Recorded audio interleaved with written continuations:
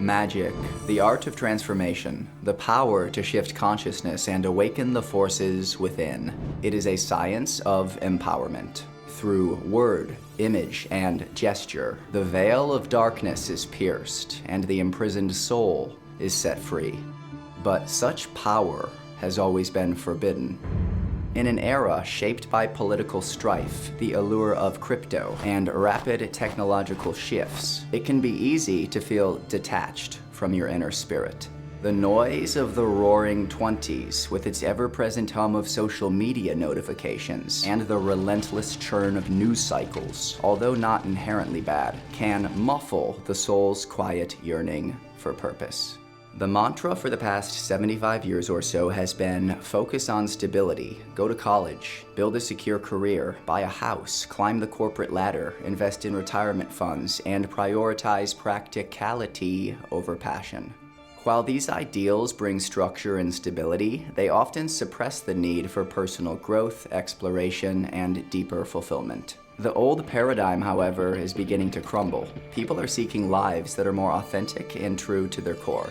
The dream today is far more fluid and individualized. Success is no longer universally defined by material milestones, but by personal fulfillment, purpose, and balance. The changes in societal values reflect larger spiritual and metaphysical paradigms, such as the Age of Aquarius or the Aeon of Horus. Right now, we are in the process of stepping into the Aeon of Horus, a dynamic era defined by individuality, self-actualization, and personal responsibility. It is a time where the individual stands at the center of their spiritual and material universe, empowered to shape their reality with intention and creativity.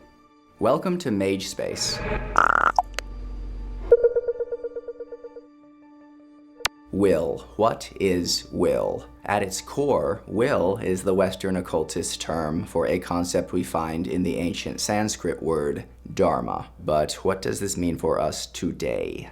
Will. True will is not about chasing every fleeting desire or indulging our whims. It's not about self-centered pursuit or doing whatever feels good in the moment. It's about tapping into the core of who you really are and living in harmony with that truth.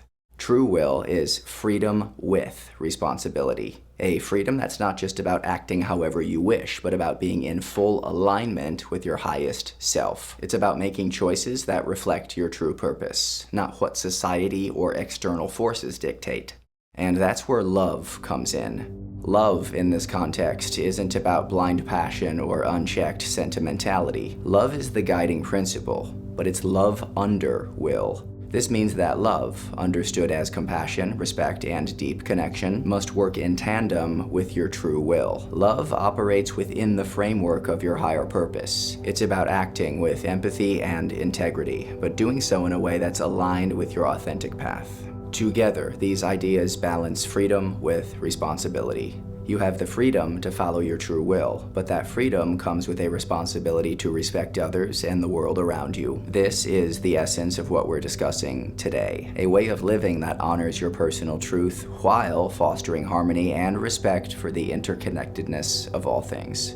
True will and love under will bear striking similarities to the Christian concept of being born again. In Christianity, when someone is saved, the idea is that their growing relationship with Jesus transforms their habits, thoughts, words, and actions, making them more Christ-like. Through this relationship, a Christian becomes filled with light, and their will aligns with the will of God. In essence, the closer they draw to Jesus, the more their individual will and divine purpose become one. For Christians, worship is often directed toward a person, Jesus Christ, who serves as the bridge to accepting the universal gift of forgiveness. This relationship provides a tangible anchor for their faith. But as magicians, we approach this same principle differently. We don't require an external figure to mediate forgiveness for us. Instead, we recognize and embrace forgiveness directly. It's not about worshiping a person, but about realizing and accepting forgiveness as a transformative force within ourselves.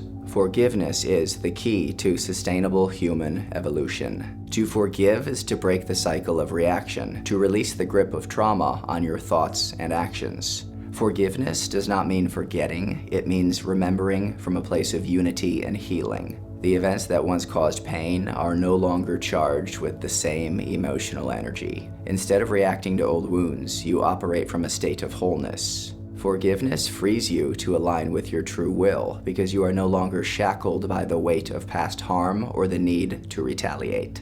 When you practice forgiveness, you step into the space where love under will thrives. Trauma and resentment fragment the self, pulling you out of alignment with your higher purpose. But forgiveness reintegrates those fragments, allowing you to move forward with clarity and balance. It's a conscious choice to stop being ruled by the echoes of the past and instead act from a place of self-awareness and inner harmony. Forgiveness is not just a personal victory, it's a cornerstone for collective progress. A forgiving individual becomes a force of unity, radiating peace into their relationships, their communities, and beyond. By choosing forgiveness, you embody the principle of love under will, ensuring that your freedom and power are wielded with compassion and responsibility. This is the essence of a magician's path, a journey toward self-actualization and spiritual evolution, where the light within becomes a guide for others to see. It's vital to anchor all magical practices in the foundational principle of the Golden Rule. Do unto others as you would have them do unto you. This simple yet profound guideline ensures that your actions remain ethical and aligned with your interconnected nature of reality. Alongside this, it is equally important to uphold the royal secret throughout your work as a magician. The royal secret is the realization that you are God. But, and this is critical, so is everyone and everything else. If you fall into the trap of thinking that you and you alone are the God, major problems arise. This mindset leads to ego inflation, one of the greatest dangers for any practitioner. Recognizing divinity in yourself must come hand in hand with acknowledging that same divinity in others. This perspective keeps you grounded, humble, and aligned with the greater unity of existence. We've been delving deeply into the teachings of the Golden Dawn, and while this system offers incredible wisdom and tools for transformation, it also provides a cautionary tale. Many members of the original order succumbed to ego inflation, allowing their practices to feed personal delusions of grandeur. Over time, this contributed to the collapse of the Golden Dawn, as a few egos grew too large, competing for ultimate power and demanding blind loyalty from others. It's a reminder that magic can amplify both the best and worst in us, depending on how we approach it. Working with an order or lodge has both advantages and risks. On the one hand, these structures provide community, mentorship, and shared resources. On the other, they can become breeding grounds for power struggles, groupthink, and unhealthy hierarchies. Personally, I believe that every order or cult-like group has an expiration date. The Golden Dawn is far from the only group that started with high ideals but eventually spiraled into conflict and dysfunction. Community with other practicing magicians, however, is wonderful. One of my goals with MageSpace is a community that fosters openness, connection, and mutual growth without the trappings of dogma or hierarchical control. I envision a space where magicians can share their experiences, learn from others further along on their journey, and support one another without ego battles or rigid systems. MageSpace is meant to be a safe haven for dialogue, exploration, and shared wisdom. It's about learning from each other and growing together.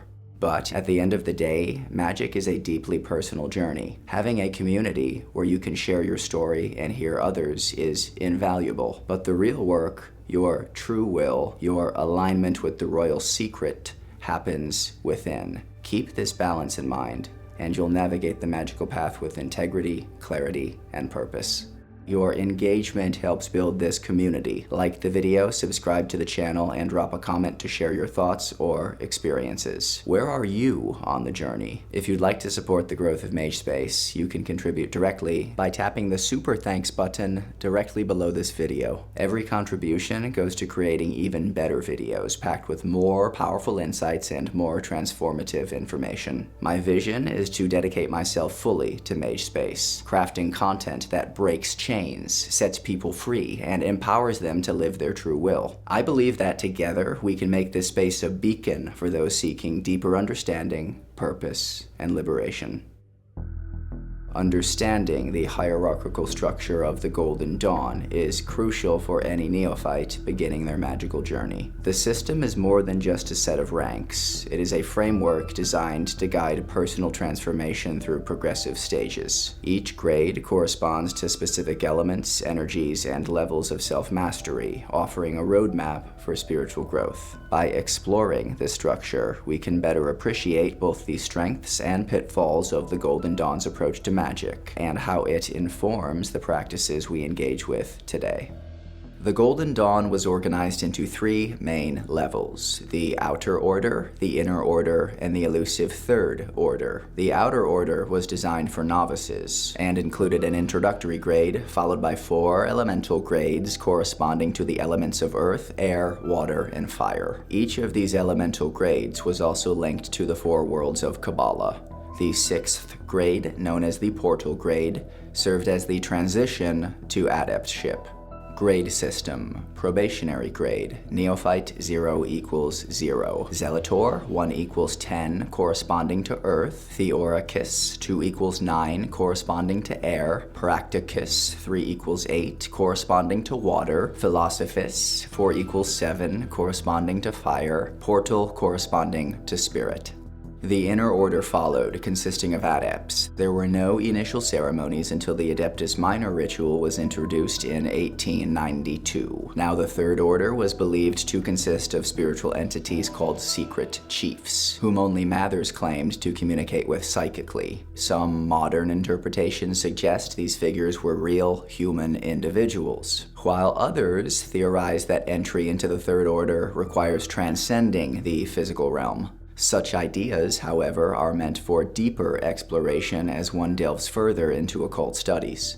The curriculum focused on lectures, exams, and ritual initiations. These initiations, designed by Mathers, were transformative, breaking down and rebuilding the psyche of each candidate. The rituals separated and reconstructed the physical, mental, emotional, and instinctual aspects of the self, culminating in the Adeptus Minor initiation, where these elements were reintegrated into a balanced, synergistic whole. This internal synergy allowed the adept to perform ceremonial magic safely, as their balanced mind and body could channel spiritual forces effectively. Their strengthened nefesh, or animal soul, became a mirror reflecting higher spiritual energies, enabling significant life changes and the ability to project beyond physical boundaries. The fall of the original Golden Dawn. The Golden Dawn's initial curriculum had a flaw.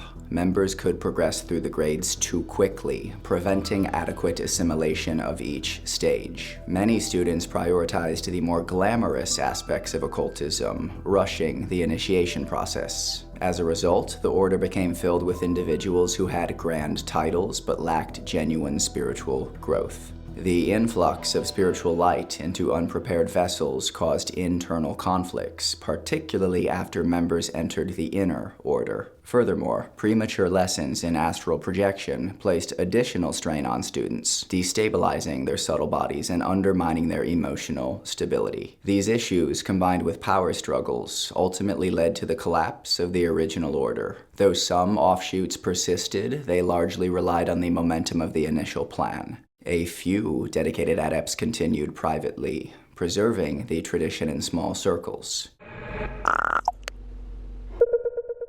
Thank you for watching.